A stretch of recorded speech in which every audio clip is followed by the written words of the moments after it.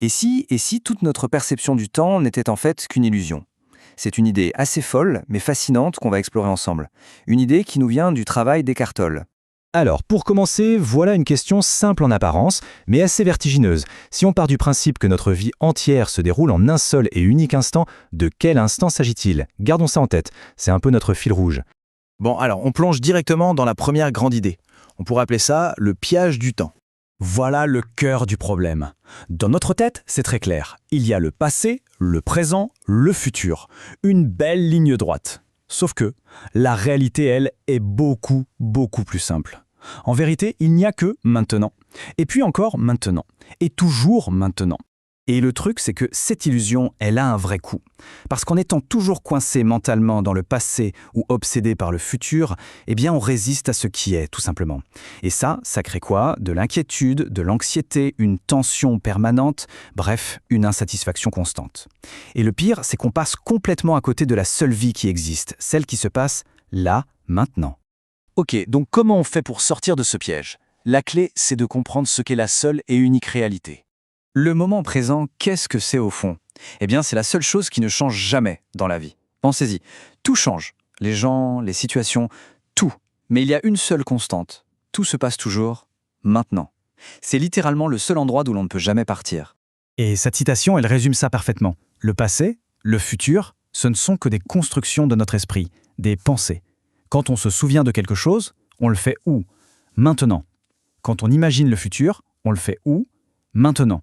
Et quand ce futur arrivera, il arrivera comment? Comme un nouveau maintenant. Ce qui nous amène à un changement de perspective qui est absolument crucial. Pour sortir du piège, l'idée est assez simple en fait. Il faut se lier d'amitié avec le moment présent. En gros, on a deux manières de voir les choses.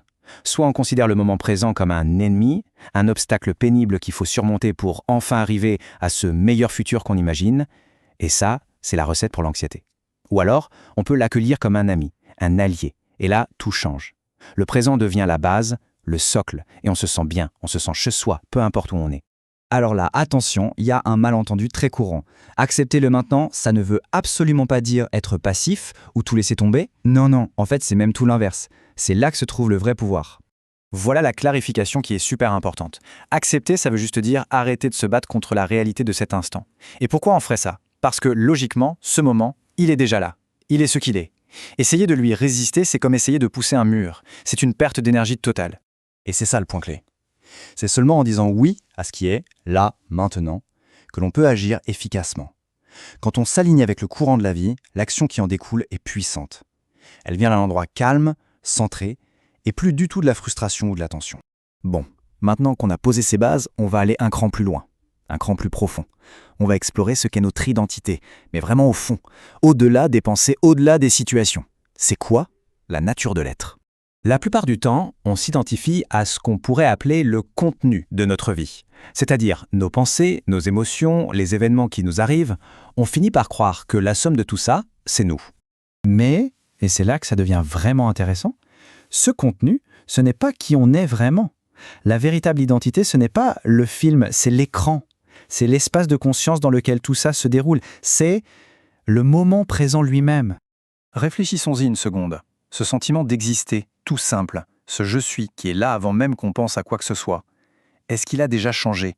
C'était le même quand on était enfant, c'est le même maintenant. Que l'on soit en plein succès ou en plein échec, ce sentiment de « je suis » est toujours là, intact. C'est la seule vraie constante. Et tout ça, ça nous ramène à l'affirmation la plus simple et peut-être la plus profonde qui soit. Notre identité fondamentale, cette conscience pure, l'essence même du moment présent, tout ça se résume en deux mots. Je suis. Voilà une pensée puissante pour terminer cette exploration.